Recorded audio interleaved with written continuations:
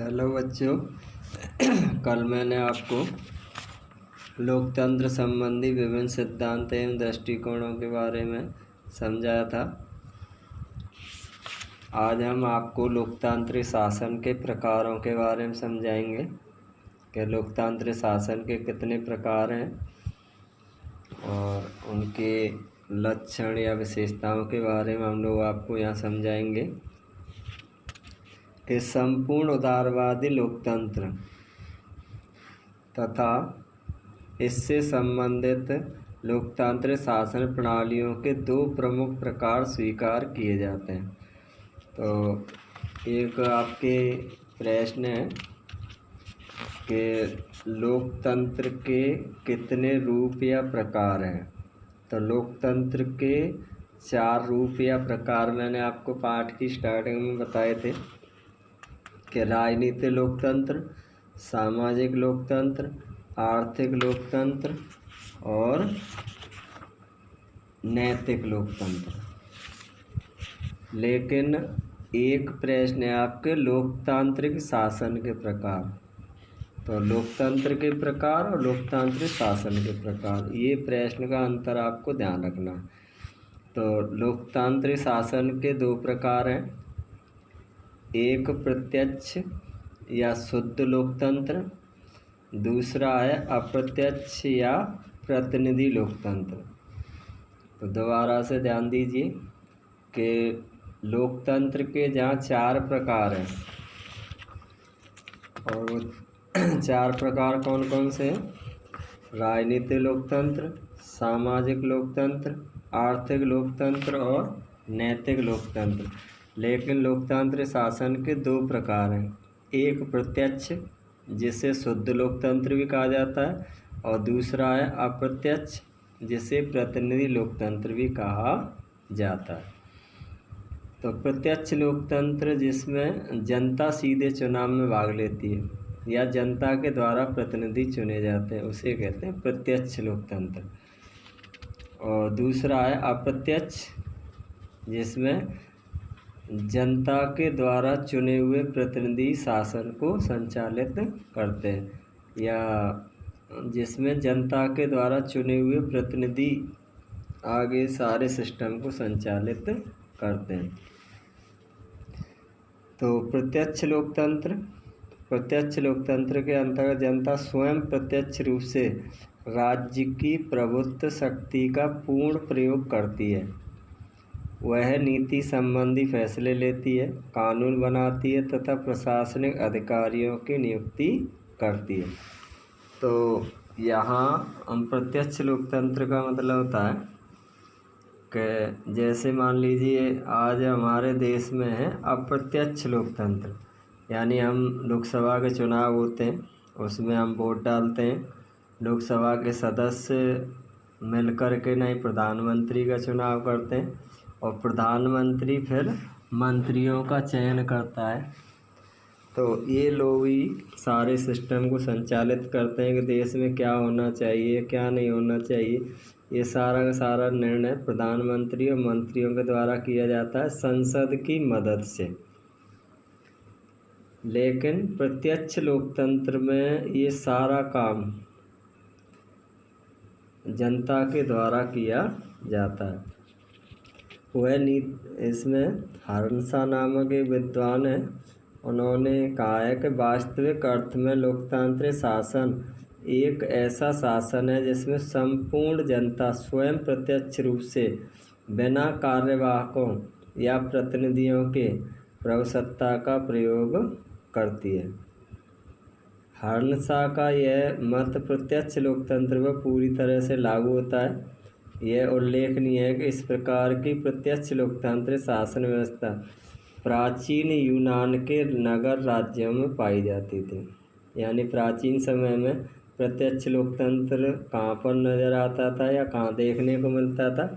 प्राचीन यूनान के नगर राज्यों में। लेकिन वर्तमान में पूरी दुनिया में अर्थात पूरे विश्व में सिर्फ एक ही देश है जहाँ प्रत्यक्ष लोकतंत्र देखने को मिलता है और उस देश का नाम है स्विट्जरलैंड। स्विट्जरलैंड के 5 कैंटनों में, कैंटनों का मतलब होता है प्रांत, जैसे हमारे यहाँ राज्य या प्रांत कहते हैं, तो स्विट्जरलैंड में उसे क्या कहते हैं, कैंटनों। तो कैंटनों या प्रांतों में पाई जाती है। वस्तुतः प्रत्यक्ष लोकतांत्रिक शासन की व्यवस्था केवल छोटे तथा कम जनसंख्या वाले देशों में ही संभव है। तो यहाँ जैसे आज हम लोग सोचते हैं कि भाई हमारे देश में इस प्रकार की शासन व्यवस्था क्यों नहीं है, क्योंकि हमारा भारत देश एक विशाल जनसंख्या एवं विशाल क्षेत्रफल वाला देश है, और ऐसे विशाल देश में प्रत्यक्ष लोकतंत्र का संचालन करना बहुत ही कठिन या दुर्लभ है। तो प्रत्यक्ष लोकतंत्र तो बहुत ही कम आबादी वाले और कम क्षेत्रफल वाले देशों में ही संचालित हो सकती है। वर्तमान काल में अधिकांश राज्य आकार एवं जनसंख्या की दृष्टि से बड़े राज्य हैं, और इसलिए उनमें इस प्रणाली को लागू करना संभव नहीं है। तो मैंने अभी आपको प्रत्यक्ष लोकतंत्र के बारे में बताया था कि प्रत्यक्ष लोकतंत्र में जनता स्वयं प्रत्यक्ष रूप से राज्य की प्रभुत्व शक्ति का पूर्ण प्रयोग करती है। वह नीति संबंधी फैसले लेती है, कानून बनाती है तथा प्रशासनिक अधिकारियों को नियुक्त करती है। तो विश्व में जो प्रत्यक्ष लोकतंत्र है, प्राचीन समय में यूनान के नगर राज्यों में देखने को मिलता था, और वर्तमान समय में स्विट्जरलैंड के 5 कैंटनों या प्रांतों में ही प्रत्यक्ष लोकतंत्र पाया जाता है। प्रत्यक्ष लोकतंत्र ज़्यादातर उन्हीं देशों में संचालित किया जा सकता है जहाँ क्षेत्रफल और जनसंख्या दोनों ही सीमित हैं, यानी बहुत ही कम है। लेकिन विश्व के ज़्यादातर देश वर्तमान में आकार एवं जनसंख्या की दृष्टि से बड़े हैं, इसीलिए उनमें प्रत्यक्ष लोकतंत्र का संचालन सही ढंग से नहीं किया जा सकता। तो विश्व के ज़्यादातर देशों में, या यूँ कहें कि विश्व में 200 से अधिक देश हैं, उनमें से एकमात्र देश ही ऐसा है जहाँ प्रत्यक्ष लोकतंत्र है वर्तमान में, वो है स्विट्जरलैंड। बाकी के जो अन्य देश हैं उन सभी में अप्रत्यक्ष या प्रतिनिधि लोकतंत्र देखने को मिलता है। आधुनिक काल में प्राय सभी लोकतांत्रिक राज्यों में अप्रत्यक्ष या प्रतिनिधि लोकतंत्र ही पाया जाता है। इसके अंतर्गत जनता स्वयं प्रत्यक्ष रूप से शासन की शक्ति का प्रयोग नहीं करती, अपितु अपने प्रतिनिधियों के माध्यम से प्रभुत्व शक्ति का प्रयोग करती है। तो अप्रत्यक्ष लोकतंत्र में जनता अपने प्रतिनिधि चुनती है और वो प्रतिनिधि सरकार का संचालन करते हैं। तो J.S. मिल के अनुसार अप्रत्यक्ष या प्रतिनिधि लोकतंत्र एक ऐसी व्यवस्था है जिसमें संपूर्ण जनता या जनता की बहुसंख्या शासन की शक्ति या प्रयोग अपने उन प्रतिनिधियों के माध्यम से करती है जिन्हें वह समय समय पर चुनती है। अन्य विद्वानों ने भी मिल की परिभाषा से मिलती जुलती परिभाषाएं दी हैं। इस संबंध में कुछ प्रमुख परिभाषाएं हैं। तो यानी आपके प्रत्यक्ष लोकतंत्र या लोकतंत्र की कुछ परिभाषाएं दी गई है, तो इन परिभाषाओं को हमें ध्यान रखना है, क्योंकि आपका जो 1 नंबर का प्रश्न आता है उनमें किसी भी परिभाषा को आपसे पूछा जा सकता है। तो सबसे पहले हम लॉर्ड ब्राइस के द्वारा जो लोकतंत्रीय परिभाषा दी गई है उसके बारे में समझेंगे कि लोकतंत्र शासन का वह रूप है जिसमें राज्य की शासन शक्ति कानूनी तौर पर किसी विशेष वर्ग या वर्गों में नहीं अपितु संपूर्ण समाज के सदस्यों में निहित होती है। यह परिभाषा दी है लॉर्ड ब्राइस ने। दूसरा है डायसी। तो डायसी ने लोकतंत्र की क्या परिभाषा दी है? डायसी ने लोकतंत्र की परिभाषा दी है कि लोकतंत्र वह शासन व्यवस्था है जिसमें राष्ट्र का अधिकांश भाग शासक होता है। तो आपके चाहे तो ऐसे प्रश्न पूछा जा सकता है कि डायसी ने लोकतंत्र की क्या परिभाषा दी है। तो इसका आंसर आएगा कि लोकतंत्र वह शासन व्यवस्था है जिसमें राष्ट्र का अधिकांश भाग शासक होता है। या आपके ऐसे प्रश्न पूछा जा सकता है कि लोकतंत्र वह शासन व्यवस्था है जिसमें राष्ट्र का अधिकांश भाग शासक होता है। यह कथन किसका है? तो डायसी का। अब सीले के अनुसार लोकतंत्र की परिभाषा। लोकतंत्र वह शासन है जिसमें प्रत्येक व्यक्ति का या शासन कार्य में भाग हो। यह परिभाषा किसने दी है? सीले ने। तो सीले ने क्या परिभाषा दी है? लोकतंत्र वह शासन है जिसमें प्रत्येक व्यक्ति का शासन कार्य में भाग हो। लोकतंत्र की जो सबसे अच्छी परिभाषा मानी जाती है वह अब्राहम लिंकन की परिभाषा है। और अब्राहम लिंकन ने लोकतंत्र की परिभाषा दी है, लोकतंत्र जनता का, जनता के लिए तथा जनता द्वारा शासन है। तो अब्राहम लिंकन ने क्या परिभाषा दी है? लोकतंत्र जनता का, जनता के लिए तथा जनता द्वारा शासन है। यह परिभाषा अब्राहम लिंकन ने दी है। विभिन्न विद्वानों द्वारा प्रस्तुत की गई अनेक परिभाषाओं के अध्ययन के पश्चात हम इस निष्कर्ष पर पहुँचते हैं कि प्रजातांत्रिक शासन प्रणाली कुछ विशिष्ट लक्षणों से युक्त है। तो ये अभी मैंने आपको लोकतंत्र की परिभाषाएं बताई थी, कुछ विद्वानों के द्वारा जो परिभाषाएं दी गई हैं, जिसमें लॉर्ड ब्राइस, डायसी, सीले और अब्राहम लिंकन की परिभाषाएं थी। अब हम यहाँ से आगे लोकतंत्र की प्रमुख विशेषताओं के बारे में पढ़ेंगे।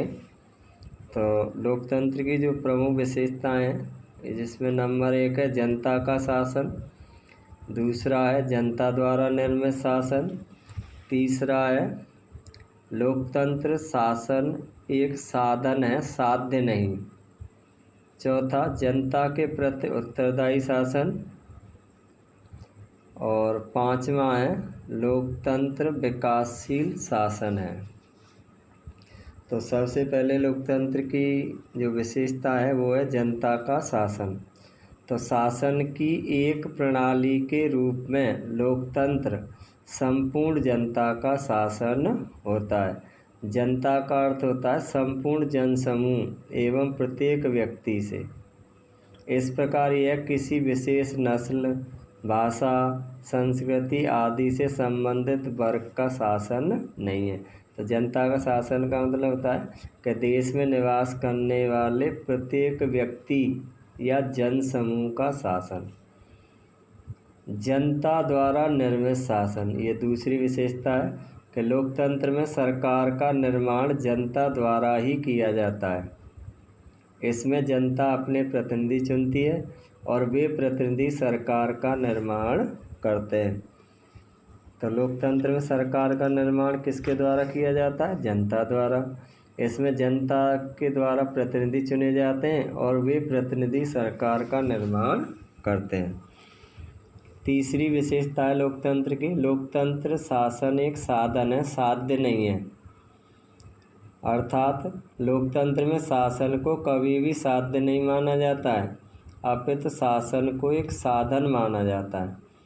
वास्तव में लोकतंत्र में शासन निम्नलिखित साध्यों, लोकतांत्रिक साध्यों की प्राप्ति का साधन माना जाता है। व्यक्ति की स्वतंत्रता एवं गौरव की रक्षा तथा सार्वजनिक हित की वृद्धि करता है। चौथी विशेषता है जनता के प्रति उत्तरदायी शासन। लोकतंत्र में शासन प्रणाली लोक प्रभुत्व के सिद्धांत को स्वीकारती है। लोक प्रभुत्व यानी जनता का शासन, या यूँ कहेंगे जनता की शक्ति। अतः लोकतंत्र में शासन अपने कार्यों के लिए जनता के प्रति उत्तरदायी होता है।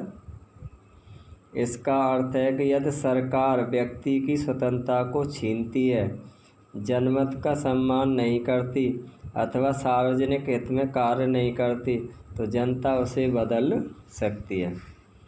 पांचवी विशेषता लोकतंत्र विकासशील शासन है। आधुनिक काल तक लोकतांत्रिक शासन प्रणाली विकास की कई अवस्थाओं से गुजरी है। प्रारंभ में यह व्यक्तिवादी लोकतंत्र था, जो बाद में उदारवादी लोकतंत्र में बदल गया, और वर्तमान में यह लोक कल्याणकारी राज्य की धारणा से संबंधित हो गया। यानी लोकतंत्र वर्तमान समय में आने से पहले कई अवस्थाओं से गुजरा है। प्रारंभ में लोकतंत्र कैसा था? व्यक्तिवादी, उसके बाद उदारवादी, और वर्तमान में लोक कल्याणकारी। इस विकास का परिणाम यह हुआ कि जहां प्रारंभ में लोकतंत्र ने व्यक्ति की राजनीतिक स्वतंत्रता व समानता तथा संवैधानिक शासन यानी विधि के शासन पर ही बल दिया था, वहां अब यह सामाजिक व आर्थिक क्षेत्र में समानता व न्याय के सिद्धांत को स्वीकार करने लगा है। इस प्रकार लोकतंत्र के विकास ने उसके मूल्यात्मक स्तर में वृद्धि की है। तो अब हम यहाँ से आगे आपको कल पढ़ाएंगे।